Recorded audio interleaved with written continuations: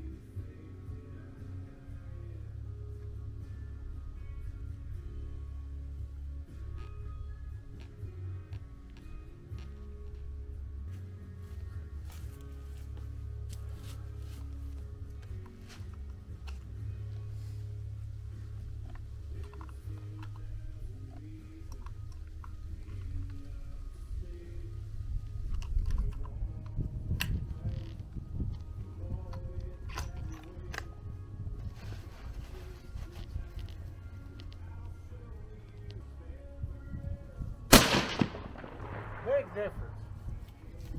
That's a big difference.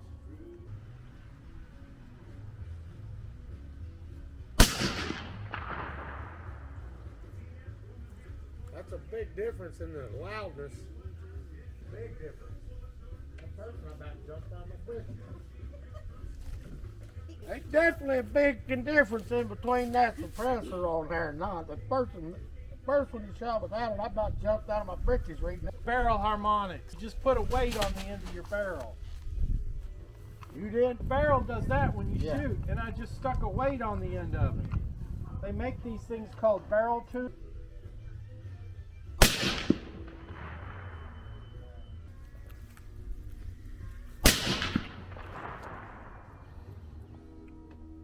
I'm going hot, but it's subsonic.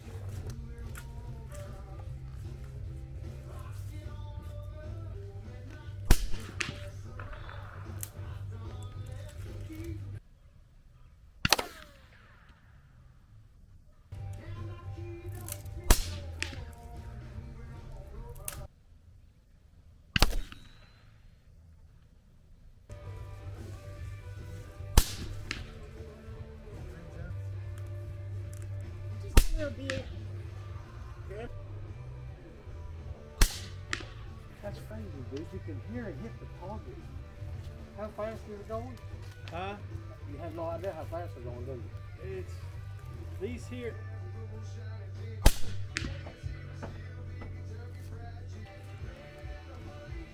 Oh, bro.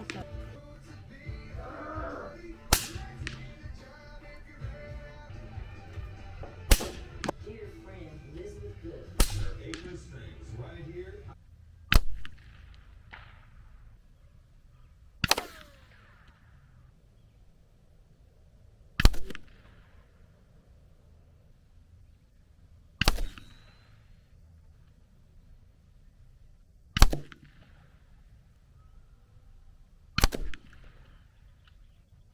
Okay, this group and this group were without the suppressor on the rifle. This group and this group were with, and this group were with the suppressor on. But what I was wanting to point out is the difference between the center of that group and there is almost a mil. So when we set our zero stop, we need to make it to be able to go down a mil and lock the zero stop there for when we shoot this gun without the suppressor on. We just turn it down a mil. Otherwise, we're zeroing the rifle with a suppressor on. Now this group kicked like a shotgun. Like I said, that group was without the suppressor, and this was with a suppressor.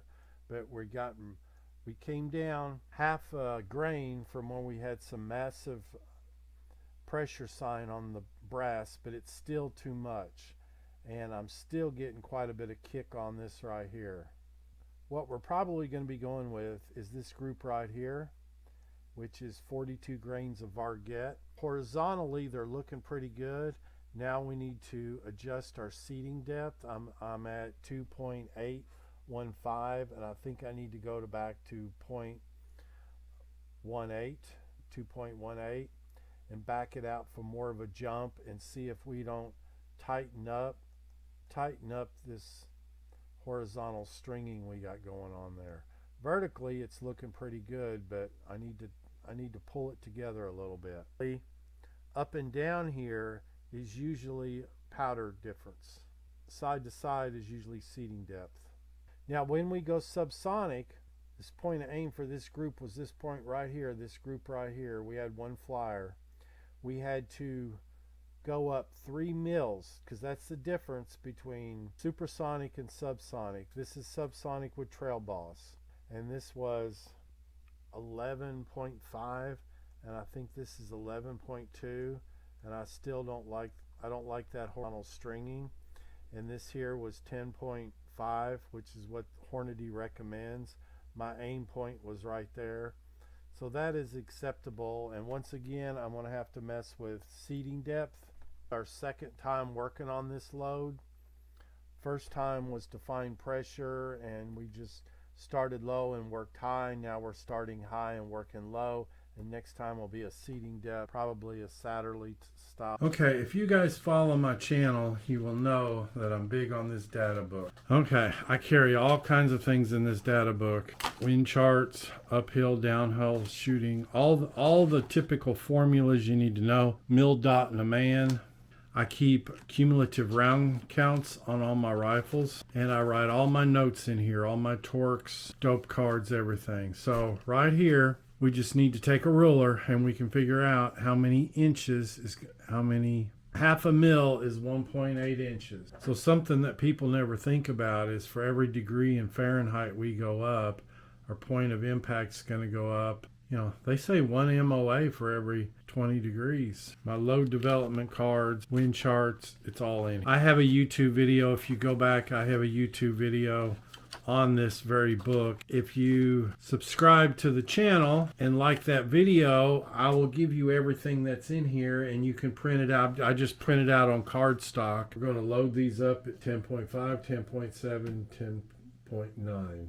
10.5 is subsonic, 10.7 is right on the line, 10.9 is a little bit over with. And the results from my last video, if you watch it, I loaded some at 11.2, and you could hear Sonic, hardly heard it go off, but you could hear because it was supersonic and it still had the sonic crank. So we're going to use Trail Boss. We're just going to load them by hand because I can load these, just get you a lead dipper and dip it, pour it in, and I can load it by hand almost as fast as the electronic scale. People argue with me, but let's put them side by side and watch. You just dip it, pour it in, and go and I'm at my load, and I'm not waiting on the thing to warm up. If I get the electronic scale out right now, it needs to warm up for 30 minutes, and then I got to calibrate it. Then it's going to throw 4 or 5 overcharges, and I'm going to get aggravated, and I can have these loaded. I'm telling you, I can have these loaded fast doing it by hand than that expensive electronic scale. Trail Boss is a real interesting powder. It's like little donuts. And we're going to put her in there.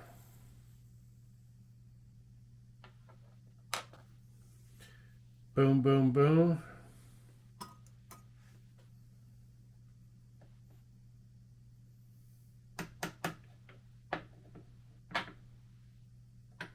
Okay, guys, tell me what to do here. This was set for 2.69 inches on Sub-X 100s using Trail Boss. So I loaded all these and I immediately started noticing a big difference. Okay, that one there is right on the money. I haven't changed. Look at that. 10, 20, 30, 40 thousandths difference right there. I have not changed any of the settings. 40 thousandths difference.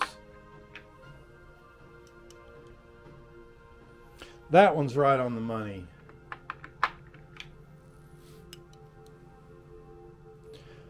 That one's 14 thousandths from the others.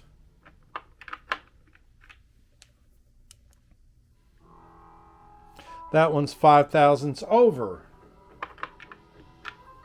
So what do? What difference does seating depth make? Now that one's right on the money. Well, it's 3 thousandths under. That one's 13 thousandths under. Didn't change the die. Didn't move the die. That one's 12 thousandths over.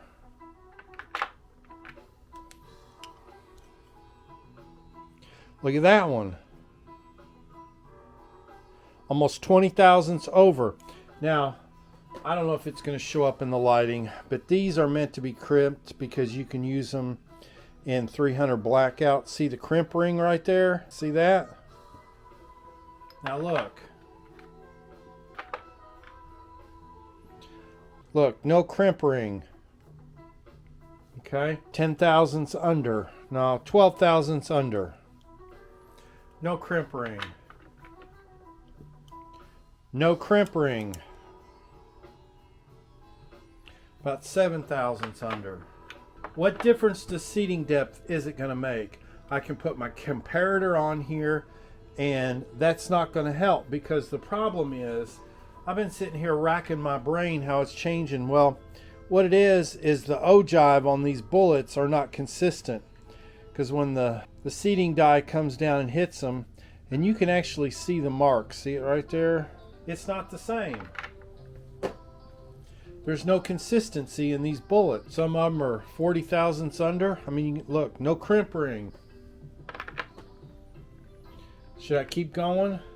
Bunch of crimp ring there. See? 10 thousandths over. Didn't change the die. Been no adjustments, no change. And look at the variance we're getting. So what do? So see how you see a crimp ring on those two? And you don't see a crimp ring on those two. No crimp ring there. So what do? Now how are we going to have accurate rounds? Is that what's causing my flyers, guys? It's 20 degrees outside, and I don't like my powder. I don't like to measure powder. Brian Litz did a big experiment on humidity in the powder. But what I was wanting to show you is these are Barnes triple shock. Okay? And we need to load them in the Creedmoor to 2.70. 2.70.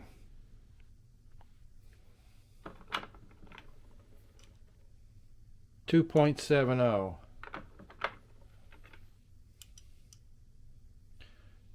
2.702. 2.701.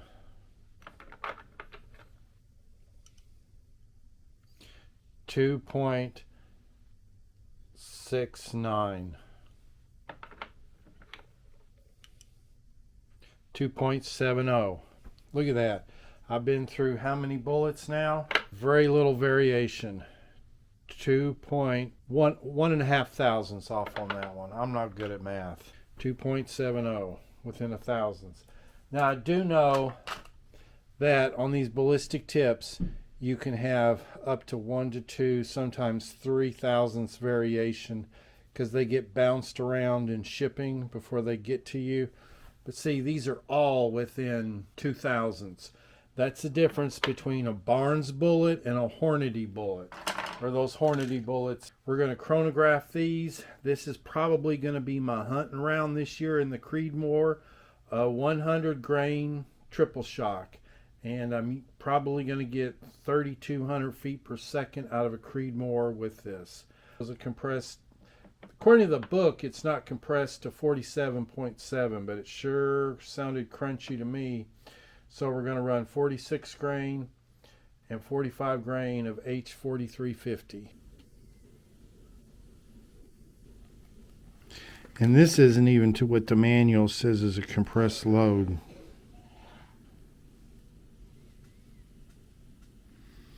According to the manual, I can still go 1.7 grains, but I don't know how in the world, I don't know how I could fit 1.7 more grains in. Okay, on these Athlon scopes, if you remove the scope cap, your zero stops right here, and there's 3 set screws around here, and there's a block right here that locks against that pin. So we're going to set this 0 stop so I can, for when I'm shooting.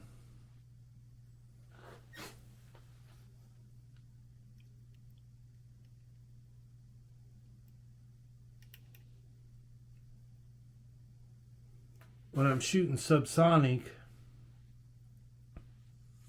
if I shoot 10.5 grains of trail boss, I need to go to 4 mils up.